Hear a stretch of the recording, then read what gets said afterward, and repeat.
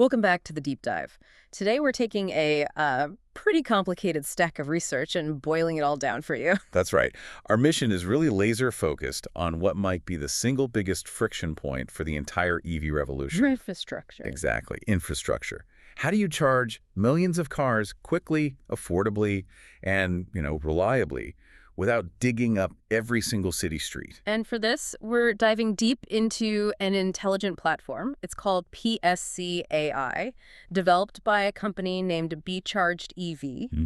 And if you've ever felt that pang of range anxiety, or maybe you've spent 30 minutes in a queue for a broken charging station. Which is all too common. Right. This service claims it's the solution. They're promising to just completely eliminate the headache by making power mobile. And that's the key phrase, making power mobile. Their core claim is, it's pretty revolutionary. The service monitors your EV's battery constantly. We're talking 24/7. And then it dispatches a mobile charging unit directly to you. Often before you even realize you need it. So we're going to dissect the sources, figure out how they back that up. Let's unpack this. How can predictive AI really restructure that old gas station model? Well, it's a really compelling proposition. The source material suggests it's a fundamental strategic shift. You're moving away from relying on fixed points on a map that are tethered to the grid. Okay. And the metrics they lead with, those are what really grabbed our attention. They're projecting a 30% cost savings over traditional public charging for high-volume users. 30% is a lot. It is. And they have a service commitment for a dispatch charger to arrive in less than 15 minutes. That combination, the convenience and the efficiency, if they can scale it, that's what flips the whole energy delivery model on its head. Less than 15 minutes. That's an incredibly tight window for a logistics operation. So let's start with the user experience. They call it their Apex membership. Right, the individual driver. For the driver, it seems like the barrier to entry is super low. You just link your vehicle once to the PSC AI platform, and that's it. The promise is always charged. So the system uses its intelligence to predict when you'll need power. Yeah, but you can still, of course, manually order a charge through their app if you need a quick boost. But the reliability metrics they list, that's what seems to make it more than just a cool feature. Precisely. They have to emphasize operational reliability. The trust factor has to be perfect if you're going to depend on an automated service to keep you moving. So what are the numbers? We see things like over 100,000 miles powered and a 99.8% uptime SLA. Okay, let's break down SLA for a second. Service level agreement. Right. It's their guaranteed promise of availability. And hitting a 99.8% SLA in a logistics operation this complex, it means they have almost no downtime. We're talking less than 18 hours of unscheduled outages in an entire year. Wow. That's the level of reliability you need to convince people that they can genuinely forget about managing their own battery level. And that response time, that sub 15-minute guarantee, it suggests they're not just reliable, they're fast. That implies a huge, dense local fleet and some serious logistical choreography. It does. And to define the infrastructure shift here, you have to see what they've done. They've basically solved the logistical nightmare of fixed charging. You mean fighting for permits, space, utility upgrades in cities? All of it. They eliminate that fixed installation friction.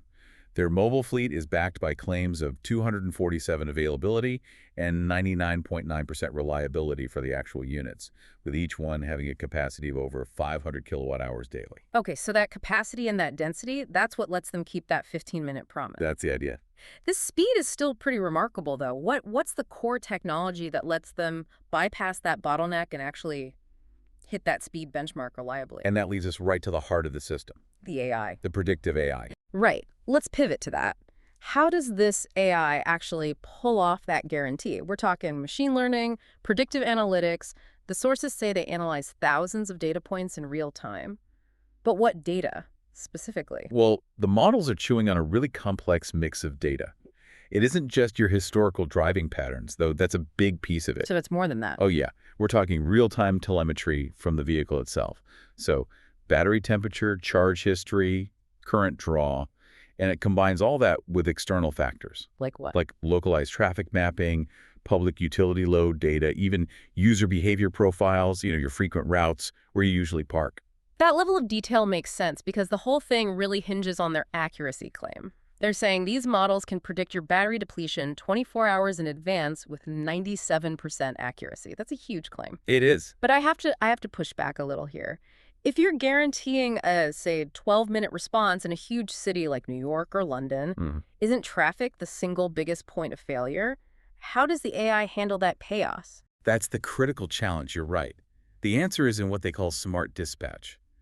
The AI isn't just predicting when your battery will be low, it's also predicting the best dispatch point and the travel time for the charger itself, all while compensating for traffic in real time. So it's constantly recalculating. Constantly, the models are figuring out the precise location and ETA, factoring in things like road closures, rush hour, everything. I see. So the logistics side is always optimizing the routes to make sure the nearest available charger, which is probably already pre-positioned based on demand.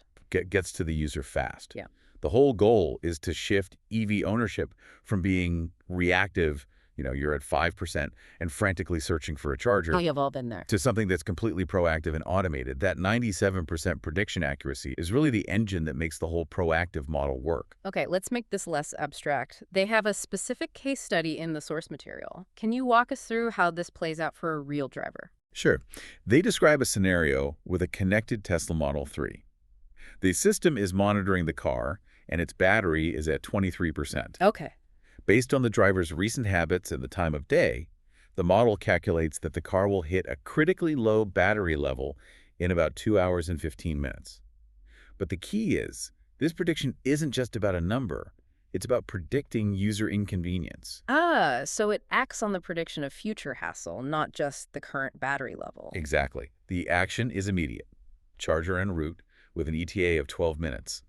The beauty of it is that the problem's being solved while the driver's just going about their day. They could be in a meeting, shopping, whatever. It takes the whole burden of energy management completely off the driver. It's like an invisible assistant for your car's power. That's a good way to put it. And I imagine if you can achieve that kind of accuracy and speed for one car, you can scale it. That must be what allows them to move into the enterprise sector. Absolutely. The Apex membership for individuals is great, but the massive concentrated needs of big fleet operations, that's where a platform like this offers the most financial leverage. They're just applying that same intelligence across thousands of vehicles at once. And they seem to have really tailored it for different sectors. For rideshare fleets, Waymo, Uber, Lyft, the benefits are things like priority dispatch, volume discounts, and crucially, API integration. Right. And we should probably clarify API for anyone listening. It's an application programming interface. It's basically a software bridge that lets two different systems talk to each other. So for Uber, their fleet management software could talk directly to PSC AI's system. Exactly. So as soon as a driver finishes a ride, the charging need is registered instantly and a unit is dispatched. It minimizes that costly idle time. For the gig economy, where every minute off the road is lost money, that's fundamental. Makes sense. And for logistics like delivery services, Amazon, FedEx, the focus shifts a bit. It's less about driver turnover and more about preventing a failed route. For sure. The source material mentions things like route optimization and depot charging, making sure those last-mile delivery vans never run out of juice mid-route. This is where that continuous telemetry tracking you mentioned must be critical. It's essential. Telemetry is just that automated, real-time data feed from the vehicle back to the system. A fleet manager gets an instant alert if a vehicle is running lower than predicted, and a charge can be dispatched automatically. No more interrupted delivery schedules. And they even cater to municipal transit, like city bus fleets, which have much stricter requirements. They need things like government-grade reliability and compliance reporting. That versatility really shows how robust the platform is. What's really fascinating, though, is how they've embedded sustainability into the enterprise solution. They call it their zero emissions impact proposition. For ESG-focused companies, that's a huge selling point. It is. They state a commitment to 100% renewable energy sources and carbon-neutral operations. Okay, but how does a mobile unit guarantee its power is 100% renewable if it's drawing from different grids? That's a great question, and the mechanism is key. They achieve it through a mix of strategic sourcing and certification. They're likely using power purchase agreements or buying certified renewable energy credits or RDCs. So for every kilowatt hour they dispense, They're ensuring a corresponding kilowatt hour of certified clean energy is purchased somewhere else. It effectively neutralizes the carbon footprint of the electricity they use. And they claim this whole structure helps fleets cut their overall emissions by 40%. Right, through optimized dispatch, which means less wasted travel, and they provide all the ESG compliance reporting that big corporations need for their annual reports. So it's a powerful synergy. You're solving the infrastructure problem while also delivering the verifiable sustainability metrics the market is demanding. Precisely. Okay, let's wrap this up by looking at the direct comparison they provide, where PSC AI is stacked right against traditional charging infrastructure. This is where it really clicks. This comparison table it's really a roadmap for why EV adoption has been so slow in some areas. When you look at the economics, the difference isn't just incremental, it's foundational. Yeah, for a company or a city looking to build out a charging depot, the old way involves huge costs and just agonizing wait times. Look at this first line, deployment time. PSC AI says 3 days. 3 days. Traditional infrastructure, 18 to 24 months. That timeline difference is just monumental. Those 18 to 24 months are all bureaucracy, planning, permits, zoning approvals, construction, utility hookups. PSC AI's model just sidesteps that entire regulatory and physical friction point. By mobilizing the solution, yep. And then there's the cost. This is the other shocker. Infrastructure costs, $0 upfront for PSC AI versus $50,000 to $500,000 for a traditional setup. And that's just for the hardware. The significance of that, of eliminating those fixed costs and the grid requirements, you just can't overstate it. Yeah. When a company installs traditional fast chargers, they get hit with massive utility costs, especially high demand charges for pulling so much power at once. And PSC AI says grid requirements, none. They bypass the #1 obstacle to rapid EV deployment.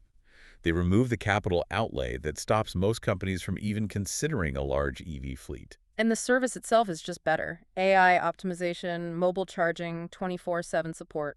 It's all included in their model. Whereas with the traditional model, the AI isn't even available, and support is some extra complicated cost. This really does summarize the appeal, doesn't it? Efficiency, intelligence, and zero upfront friction. It's not just a better charging option. It's a completely different economic and logistical model. It lowers the barrier to entry for EV adoption by just deleting the fixed costs and the 2-year logistical nightmare. Which brings us back to their offer to get individuals on board.